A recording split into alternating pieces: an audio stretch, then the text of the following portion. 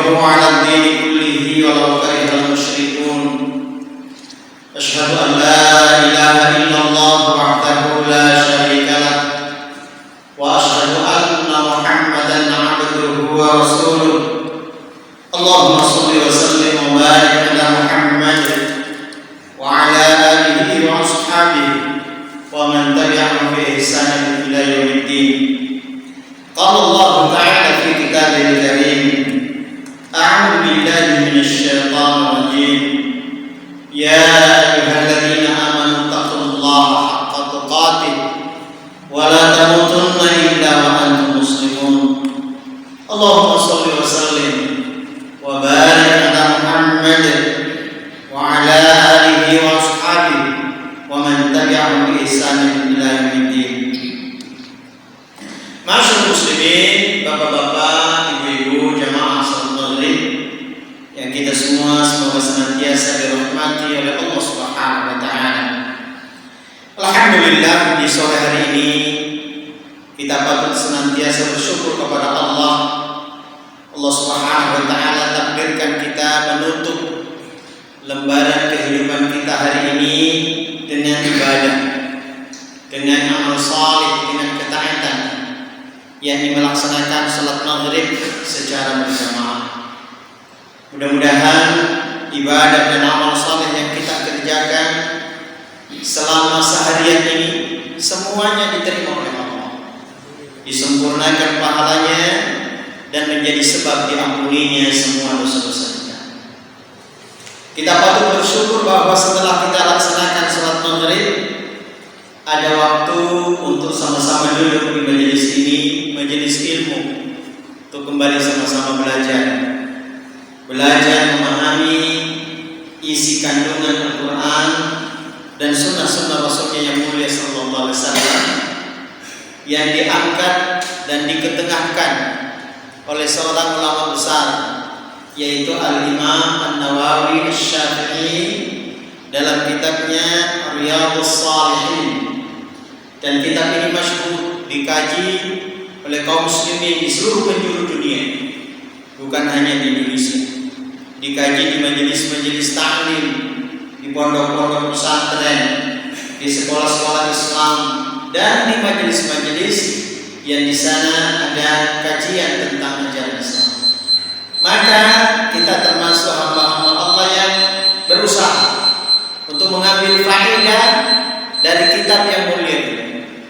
Dan mudah-mudahan apa yang sudah kita pelajari bisa kita amalkan, bisa kita terapkan, bisa kita jalankan dalam kehidupan di dunia ini untuk meraih kemuliaan di sisi Allah Subhanahu wa taala. Baik, Bapak Ibu sekalian, sebelum kita lanjutkan bab yang akan kita bahas pada malam hari ini, pertama-tama perkenankan saya mengajak panjenengan semua mendoakan saudara-saudara kita yang telah melaksanakan ibadah haji. Mudah-mudahan Allah anugerahkan kepada mereka haji yang mabrur, dan mudah-mudahan Allah Subhanahu wa taala menyempurnakan pahala yang terbaik buat mereka. Alhamdulillah, sebagian sudah ada kembali ke tanah air, sebagian masih di sana, dan kita juga mendoakan Bapak kita, Bapak Tomo rahimahullah, yang qadarullah dipanggil oleh Allah di tanah haram, di tanah suci, sebuah kematian yang indah setelah melaksanakan seluruh rangkaian manasik haji. Allah panggil beliau.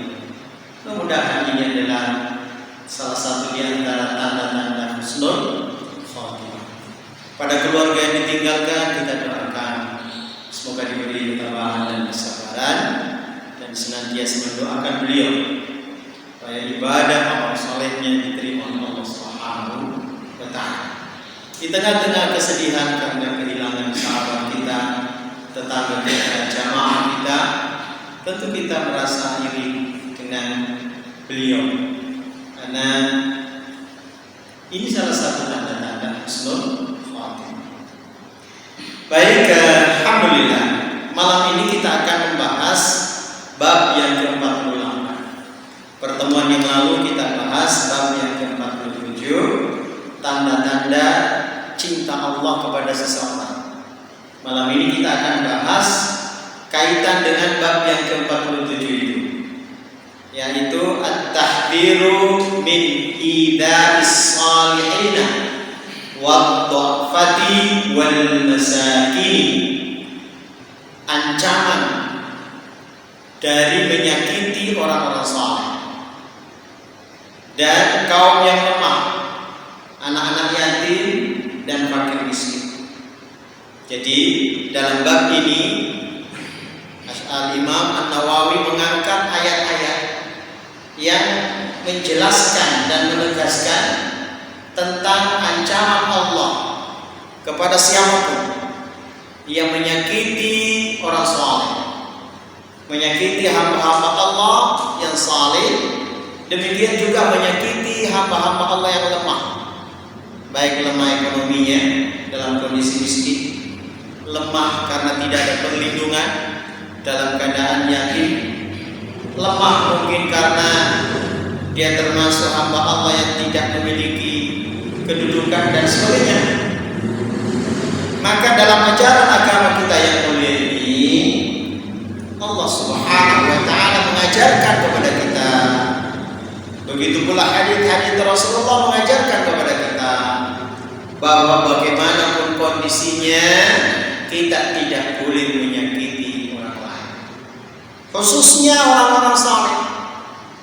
Makanya saya katakan tadi masih ada kaitan dengan bab yang ke-47 yang lalu, di mana Allah Subhanahu wa taala ya menyebutkan tentang hamba-hambanya yang beriman, bertakwa, yaitu para wali-wali Allah Subhanahu.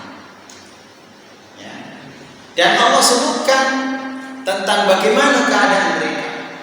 Allah mencintai para walinya, melindungi para walinya, menolongnya, bahkan mengumumkan perang kepada siapapun yang mengganggu dan menyakiti wali-wali Allah SWT. Dan kita sudah bahas bahwa wali Allah itu syaratnya dua. Masih ingat syaratnya wali Allah? Yang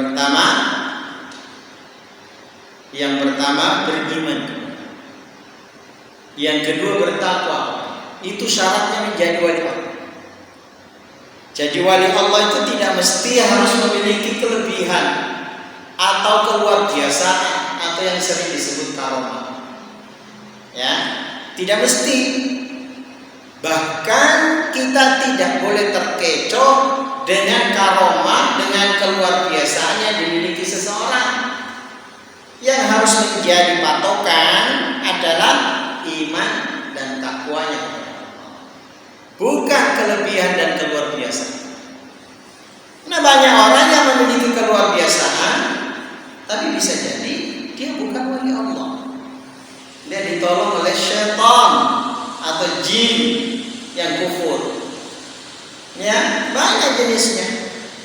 Ya, dan ini gambaran dan ketetapan Allah jelas. Ya. Inna awliya'u lillahi la khawfun 'alaihim wa la hum yahzanun. Sesungguhnya wali-wali Allah itu tidak ada kekhawatiran bagi mereka dan juga tidak ada kesedihan.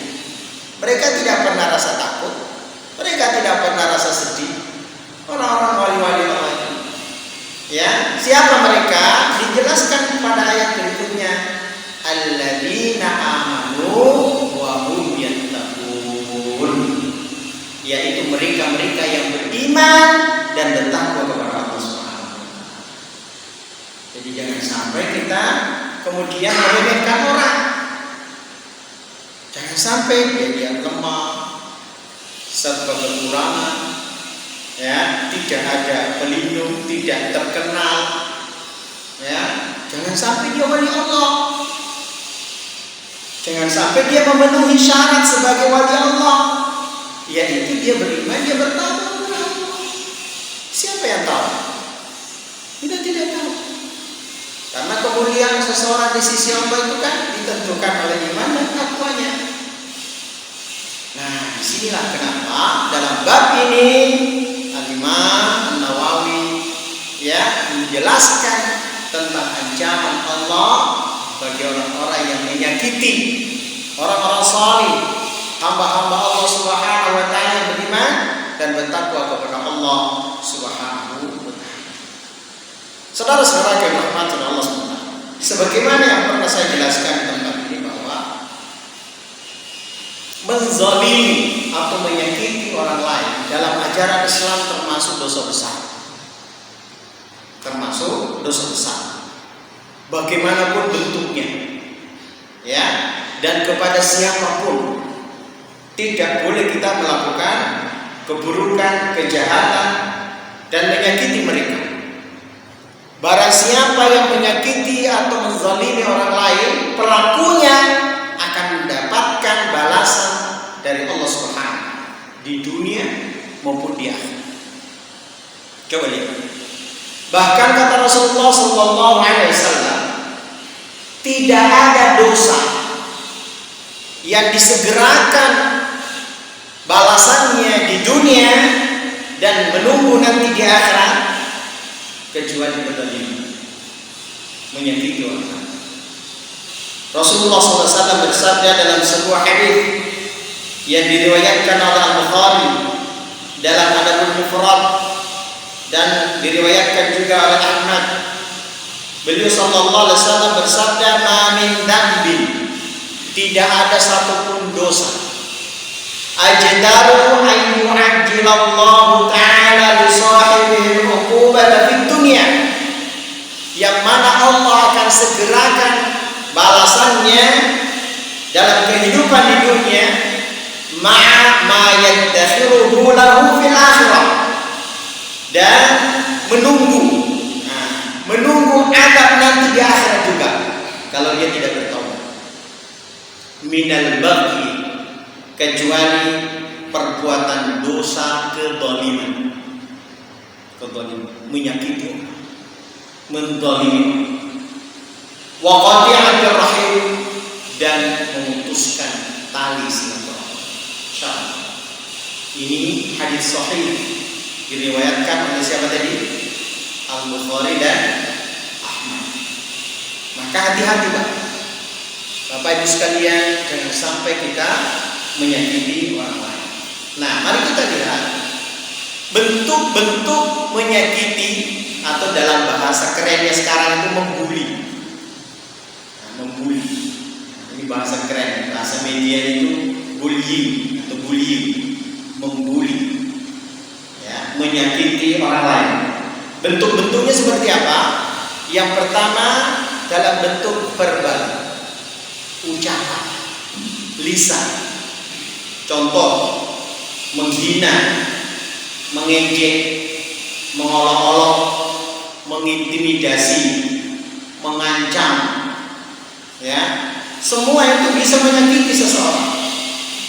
Dan menyakiti seseorang dengan lisan bisa lebih dahsyat dampaknya, bisa lebih sakit daripada sekedar mungkin menyakiti secara fisik.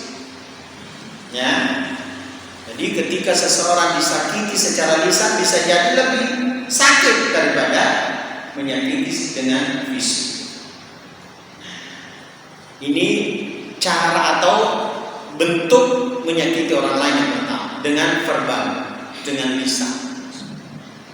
Dan ini haram, ini tidak boleh dalam ajaran Islam. Makanya kita selalu diperintahkan untuk menahan lisan, menjaga lisan, ya, supaya tidak menyakiti orang lain. Yang kedua, menyakiti secara fisik,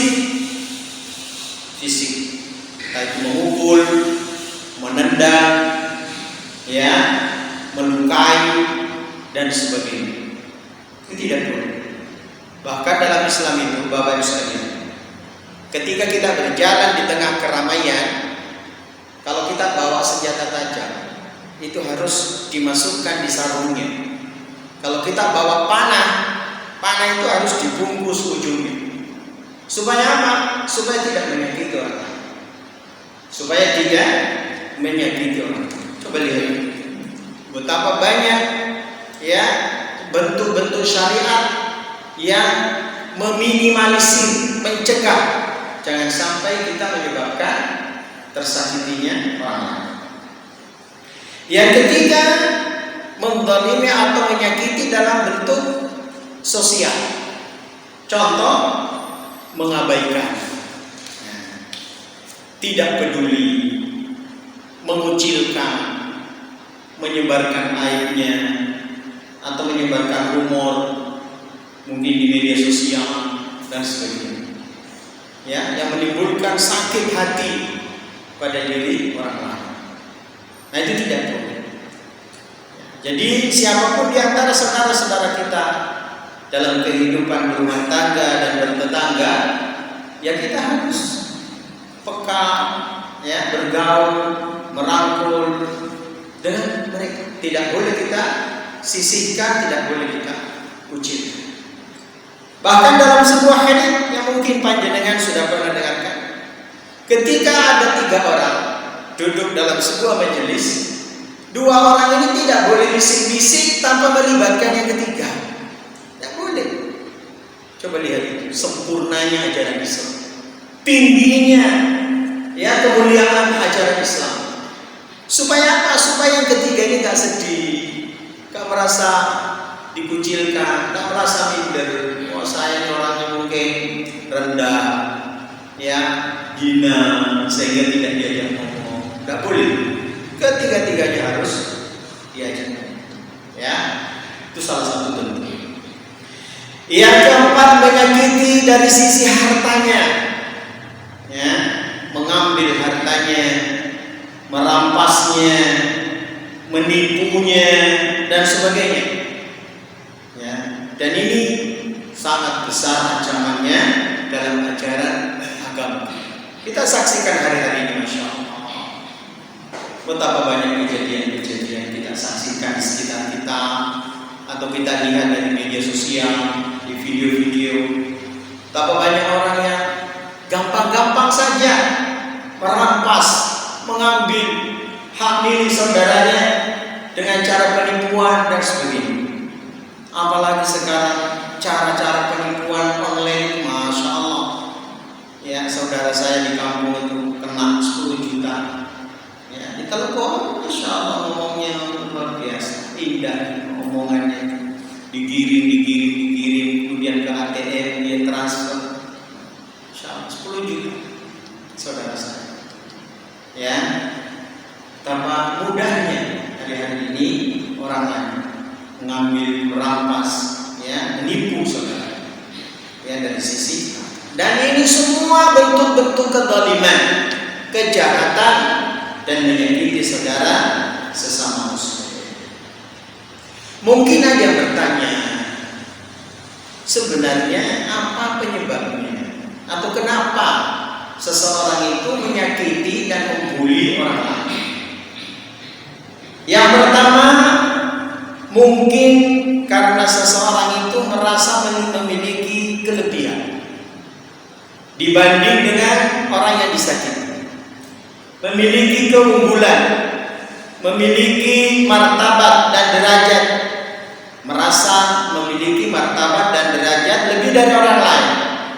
Mungkin dari sisi fisiknya, kecantikannya, kegantengannya, mungkin dari sisi hartanya dia lebih kaya, mungkin dari sisi kedudukannya, jabatannya, kekuasaannya, atau mungkin dia merasa didukung oleh massa yang banyak, sehingga dia merasa berani dan arogan dan menyakiti orang lain.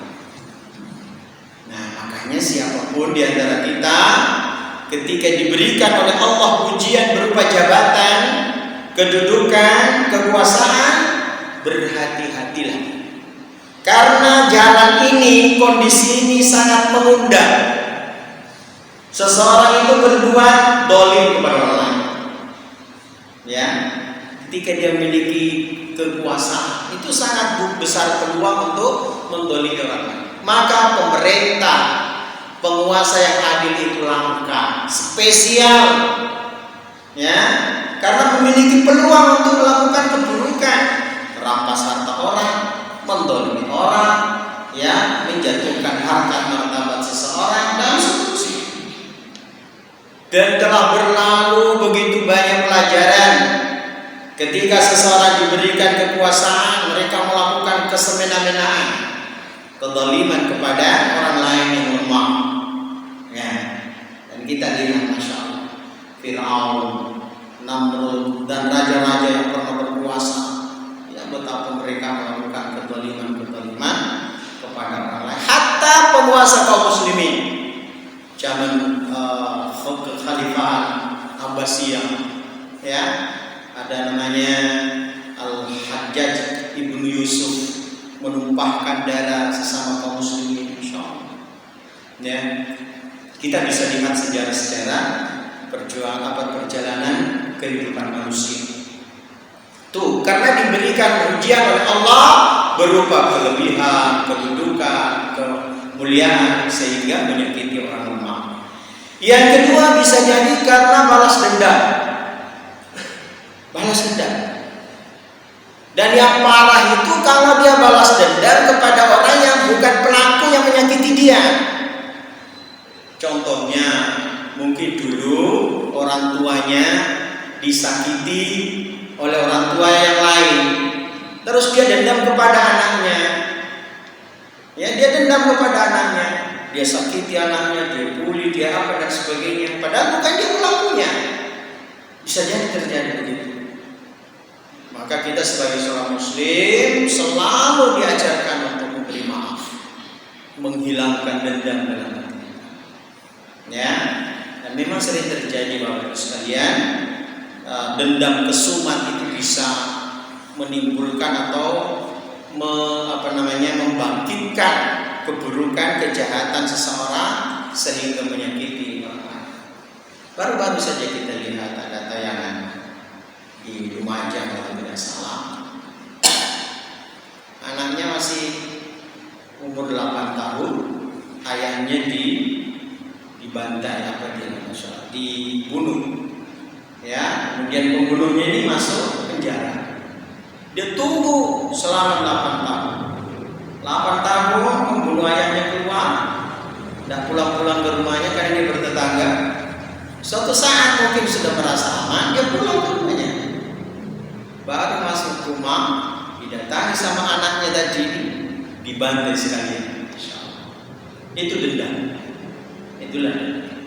Nah, kita ya tidak akan berhenti nanti kalau dendam itu terus dipelihara. Yang ini membunuh ini, nanti dari sini balas bunuh. Insyaallah. Dalam Islam kita diberi oleh Allah SWT untuk selalu bisa memaafkan orang lain. Yang ketiga, bisa jadi karena iri hati dan dengki, melihat kesuksesan, melihat keberhasilan orang lain, muncul sakit hatinya sehingga dia membuli, dia menyakiti orang lain tersebut. Ya, bisa dengan cara langsung dia sakiti atau dengan cara yang lain. Karena kedengkian itu bisa menimbulkan dosa yang lebih besar, melakukan sihir. Ya, melakukan apa istilahnya kalau di Jawa, santet dan sebagainya. Kenapa? Karena dia dengki, dia iri hati dengan orang. Ya, dan ini insya Allah tentu menyakiti orang lain tersebut. Yang berikutnya bisa juga karena sikap serakah, tamak dengan harta, sehingga menyakiti orang lain. Ya, seperti yang kita jelaskan tadi. Ya, dia menipu, dia merampas, mencuri, dia merampok dan sebagainya harta saudaranya sesama muslim, atau dia memakan harta milik anak yatim. Ya, dia memakan harta anak yatim. Kenapa? Karena dia tamak dengan harta. Ya, dia serakah sehingga bukan haknya dia ambil, dia makan. Sementara yang punya hak itu ya tidak dapat apa-apa, tentu mereka akan merasa sakit. Inilah beberapa faktor-faktor penyebab seseorang bisa melakukan kezaliman dan membuli atau menyakiti orang lain. Baik, kita masuk ke ayat yang pertama dalam bab ini. Surat Al-Ahzab ayat 58. Surat Al-Ahzab ayat 6. Allah Subhanahu wa taala berfirman, "Walladzina yu'dunal mu'minina," dan orang-orang yang menyakiti orang-orang mukmin. Tadi larangan menyakiti orang mukmin. Bil ghairi maktasabu, padahal orang-orang mukmin tersebut tidak melakukan kesalahan. Maka dalam bab ini, dalam ayat ini, di sini jelas bahwa seseorang menyakiti orang beriman, sementara orang beriman itu tersebut tidak melakukan keburukan, kejahatan. Nah, itu artinya kalau seorang mukmin melakukan kejahatan, maksudnya dia terjatuh perbuatan dosa misalnya dia mencuri, maka dia dijatuhi hukuman had. Ya, misalnya dipotong tangannya. Dipotong tangannya itu kan menyakiti. Tapi itu dengan hak. Ya, karena menegakkan hukum syariat. Misalnya orang berzina, ada yang dicambuk 100 kali karena dia masih gadis atau masih bujang, ada yang dirajam karena dia sudah menikah, sudah berkeluarga terus berzina. Itu sebenarnya menyakiti, tapi menyakiti dengan posisi dia melakukan kejahatan, melakukan kesalahan, atau membunuh, kemudian ditegakkan hukum kisos misalnya. Dia menyakiti, dan yang menegakkan semua hukum-hukum ini, baik hukum had potong tangan, hukum rajam, hukum kisos ataupun yang lainnya, bukan orang per orang, tapi penguasa, sultan, penguasa kaum muslimin, dengan pengadilan yang seadil-adilnya. Dan itu panjang prosesnya, tidak serta-merta orang mencuri tiba-tiba dipotong tangannya, enggak begitu, ada ukurannya. Ya, kemudian setelah itu ditegakkan hukum. Terus gimana dengan negara Republik Indonesia yang belum atau tidak menegakkan syariat Islam? Ya kita tidak boleh mengikuti hukum yang berjalan di negeri ini sambil bertaubat kepada Allah Subhanahu wa taala. Ya, karena sesungguhnya Bapak Ibu sekalian, orang yang melakukan kejahatan dalam Islam, yang di sana ditegakkan hukum had atau hudud, kalau dia menerima ikhlas hukuman itu, itulah penghapus dosanya. Itu penghapus dosanya. Contoh, dia mencuri dengan kapasitas atau jumlah yang memang dia harus dipotong tangan. Tidak semua mencuri itu dipotong tangannya, enggak. Ada ukurannya sekian. Jangan karena curi ayam langsung dipotong tangannya, tidak ada ceritanya dalam Islam itu. Ya, mencuri sekian, saya lupa takaran itu, baru ditegakkan hukum potong tangan. Yang menegakkan adalah sultan, penguasa, setelah melalui pengadilan. Dan itu salah satu jalan dia mendapat pengampunan dari Allah. Kalau dia terima tadi hukuman dengan ikhlas, maka dia diampuni dosa-dosanya. Nah, bagaimana dengan negeri kita yang tidak menegakkan itu? Ya, satu-satunya jalan yang taubatan nasuha. Taubatan nasuha. Ya.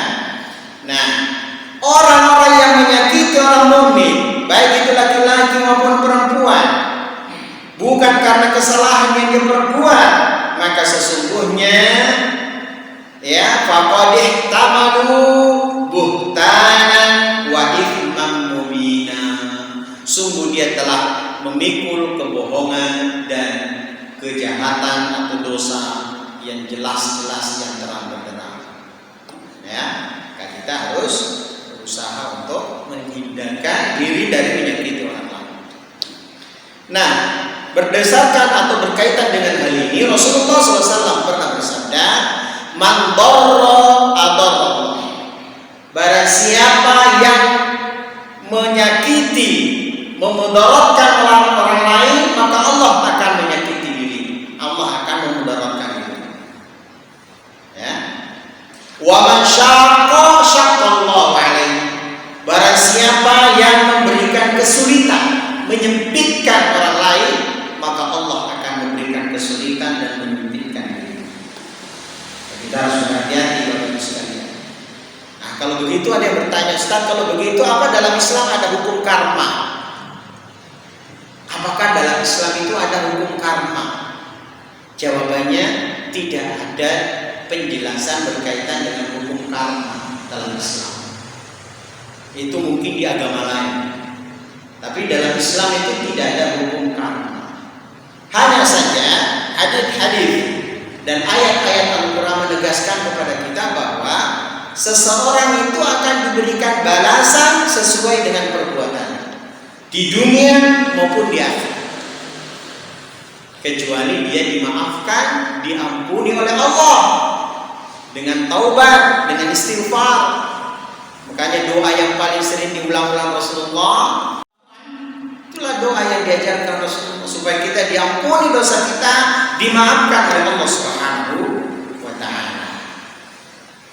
Ya, itu tadi. Nah, berkaitan dengan menyakiti orang beriman, pertemuan yang lalu kita sudah baca hadisnya. Saya sampaikan waktu itu tentang hadis qudsi.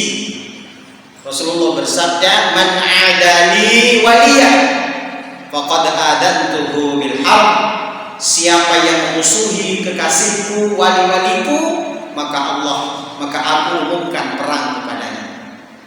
Memusuhi orang salih atau wali-wali Allah itu mengundang murka Allah dan mengundang adab Allah Subhanahu wa taala. Karena Allah akan melindungi dan menolong orang-orang salih, orang-orang beriman, orang-orang bertakwa. Kelihatan fisiknya lemah, dia miskin, tidak punya apa-apa, tidak punya kedudukan, ya, tidak punya apa istilahnya itu, tidak punya jaminan, tapi dia dijamin oleh Allah Subhanahu. Maka hati-hati Bapak Ibu sekalian, jangan sampai kita menyakiti orang-orang saleh, orang-orang yang beriman, orang-orang yang bertakwa kepada Allah Subhanahu wa taala. Rasulullah sallallahu alaihi wasallam di banyak hadisnya dan ayat-ayat Al-Quran menyebutkan, ya, dan disimpulkan oleh para ulama dalam sebuah kaidah, yaitu al-jaza'u min jinsil amal. Balasan Allah kepada seseorang tergantung amal seseorang tersebut. Ya, balasan Allah kepada seseorang tergantung amal atau tergantung perbuatannya. Perbuatannya baik, Allah pasti balas dengan baik. Perbuatannya buruk, ya, menyakiti orang lain, pasti Allah akan balas. Maka sebagai seorang mukmin kita yakin bahwa Allah tidak akan mungkin dolim. Allah tidak akan mungkin dolim kepada kita. Kalau kita berbuat baik sebagaimana janjinya, faman ya'mal mithqala dzarratin khairan yarah. Siapa yang berbuat kebaikan, maka dia akan melihat hasilnya. Dia akan dibalas dengan kebaikan. Wa may ya'mal mithqala dzarratin syarran yarah. Siapa yang berbuat keburukan walaupun seberat dzarrah, maka dia juga akan lihat hasilnya. Dia akan mendapatkan balasan dengan, ya, keburukan walaupun seberat biji dzarrah tersebut. Itu yang pertama, larangan menyakiti orang saleh, orang-orang beriman. Yang kedua disebutkan dalam ayat yang kedua yang diangkat oleh Imam An-Nawawi dalam bab ini, surat Ad-Duha ayat 9 dan ayat 10. Allah Subhanahu wa taala berfirman, "Fa ammal yatima fala taqhar wa ammas sa'ila fala tanhar." Ada dua orang lemah di sini yang disebutkan. Pertama yatim, kedua orang minta-minta, pengemis. Adapun kepada anak yatim, jangan engkau menghardik mereka, jangan engkau bersikap kasar kepada mereka, jangan engkau bentak mereka. Dan adapun kepada orang-orang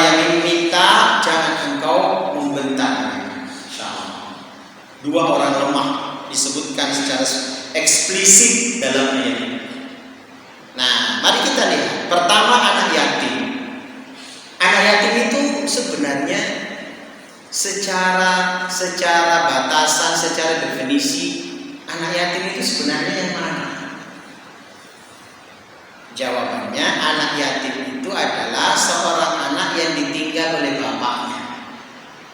Artinya bapaknya telah meninggal, sementara dia belum balik. Kenapa kok bapaknya?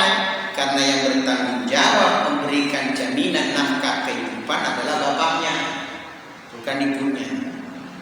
Kalau dalam istilah kita di Indonesia ada namanya yatim, ada namanya piatu atau yatim piatu. Kalau bapaknya yang meninggal namanya yatim, kalau ibunya meninggal namanya piatu. Kalau dua-duanya yatim piatu. Ya. Sebenarnya kalau dalam Islam, yatim itu berfokus kepada kehilangan bapak sebagai penanggung jawab nafkah kehidupan. Ya, selama dia belum balik. Kalau sudah balik, maka status yatimnya sudah hilang. Status yatimnya sudah hilang. Makanya kalau ada orang bilang, "Oh, saya mau melihara anak yatim." Satu sudah kuliah, satu sudah SMA. Itu bukan yatim lagi. Bukan yatim lagi. Ya, batasan seorang disebut yatim itu kalau dia masih belum balik. Kalau sudah balik sudah tidak yatim lagi. Ya, itulah sebabnya dalam ayat-ayat yang lain dikatakan bahwa anak-anak yatim ketika dia sudah balik maka sudah diserahkan hartanya kepadanya untuk dikelola sendiri. Ya, itu jelas ayatnya. Nah, maka setelah ayahnya meninggal, tanggung jawabnya beralih ke ahli warisnya atau keluarga bapaknya. Contoh, dia punya paman, saudara ayahnya, maka tanggung jawab nafkahnya dia selama dia masih yatim kembali kepada pamannya atau kepada kakeknya atau kepada ahli waris dari pihak bapak. Ya. Jadi seperti itu. Jangan sampai kita salah kaprah. Oh, itu berarti apa tanggung jawabnya kalau misalnya tiba-tiba ibunya menikah lagi, punya bapak tiri? Berarti bapak tirinya dong yang bertanggung jawab? Tidak. Untuk nafkahnya selama dia masih yatim tetap ditanggung oleh keluarga bapaknya. Terus apa tanggung jawab bapak tirinya? Yang memberikan pendidikan, dia merawat dia. Ya, kalaupun dia memiliki kemampuan dan dia mau untuk bertanggung jawab ikut menolong dan membantu pembiayaan hidupnya, itu boleh silakan. Tapi bukan tanggung jawab utama dari bapak tirinya, bapak sambungnya. Semua begitu, siapapun. Ya, maka siapapun di antara kita yang meninggal, anak-anak kita ketika dia masih yatim, belum balik, ditanggung oleh saudara-saudara. Ditanggung oleh saudara-saudara kita. Ya, yang laki-laki. Gitu ya. Jadi ini jangan sampai salah kaprah. Syariat telah menegaskan dan mengajarkan itu kepada kita semua. Nah, tidak diperkenankan seorang muslim, dilarang, dan ini dosa besar, yaitu menghardik dan menyakiti anak-anak yatim. Tidak boleh. Kemana surah Al-Ma'un ayat 2 dan 3. Fadzalika alladzi yad'ul yatim wa la yahuddu 'ala ta'amil miskin. Dalam surat Al-Fajr, kalla bal la tukrimuna al-yatim. Sekali-kali tidak demikian. Sebenarnya kamu tidak memuliakan anak yatim. Wa la tahadduna 'ala ta'amil miskin, dan kamu tidak saling mengajak untuk memberi makan orang-orang miskin. Ya. Termasuk kezaliman besar adalah memakan hartanya anak yatim. Jangan sampai seperti itu. Memakan hartanya anak yatim. Seorang anak meninggal orang tuanya, banyak hartanya, tidak mungkin dia kelola. Kenapa? Dia masih bayi atau dia masih anak-anak, dia belum balik. Tidak mungkin dia bisa kelola.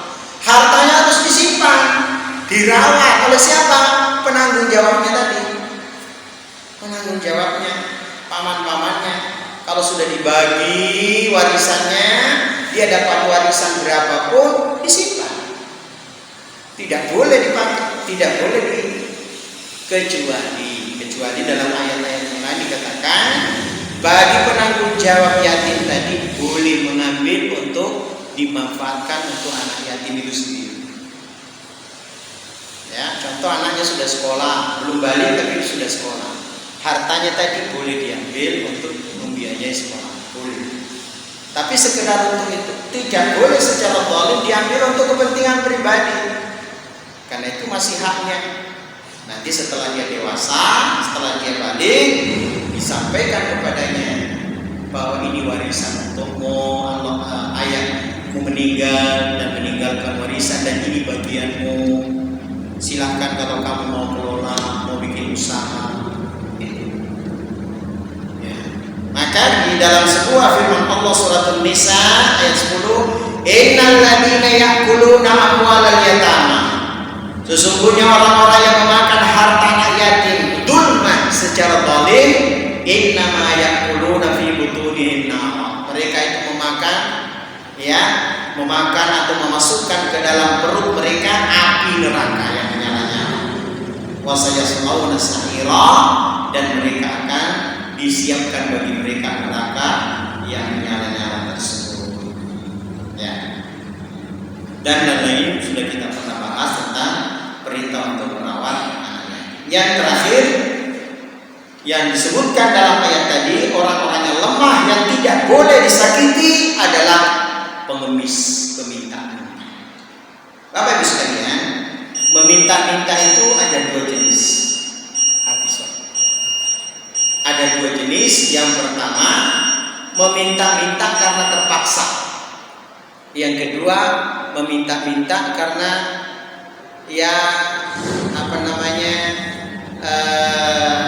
bukan terpaksa. Yang pertama, selama itu benar-benar terpaksa, maka itu dibolehkan. Tapi sekedar secukupnya untuk memenuhi kebutuhan hidup, makan dan minumnya saja. Tidak boleh lebih. Yang kedua, meminta-minta karena profesi misalnya, ini tidak boleh. Namun kalau ada orang meminta-minta, badannya kekar, badannya kuat, sebenarnya bisa kerja, maka kita tetap tidak boleh menghardik mereka, tidak boleh membentak dan menyakiti mereka. Kalau kita bisa mengarahkan mereka, menasihati mereka, Mas, Bu, jenengan kan bisa bekerja, kerja apa saja, timbang jenengan minta. Karena minta-minta dalam Islam itu hukum asalnya tidak boleh, haram, dosa, sampai nanti dibangkitkan wajahnya tidak punya daging, ya, karena ancaman bagi Allah bagi orang-orang yang meminta-minta. Kemudian kita termasuk Allah yang tidak menyakiti orang-orang lemah, baik itu orang beriman, ya, orang miskin, dan hamba-hamba Allah yang salih atau orang-orang anak yatim piatu. Mudah-mudahan kita termasuk hamba Allah yang dimuliakan karena mengayomi, melindungi, menyantuni mereka. Saya kira cukup untuk malam ini. Sementara tidak ada pertanyaan atau habis dan menjadi ilmu yang manfaat, barokah di dunia dan akhirat. Dan tutup dengan doa untuk majelis. Subhanakallahumma wa bihamdika asyhadu an la ilaha illa anta astaghfiruka wa atubu ilaik. Wassalamualaikum